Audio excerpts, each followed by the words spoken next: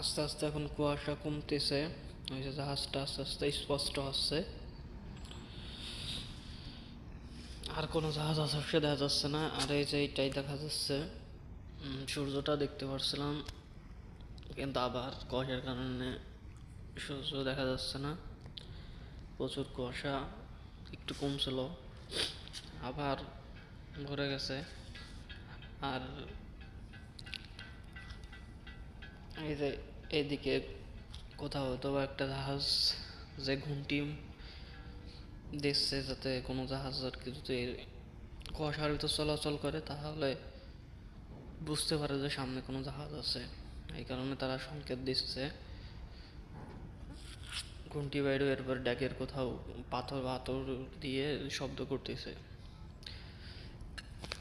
যাতে বোঝা যায় যে সামনে কিছু একটা আছে। কারণ কুয়াশায় তো কিছু দেখা যায় না, এই কারণে কুয়াশা পড়লে জাহাজে ঘুমটি বের হতে হয়।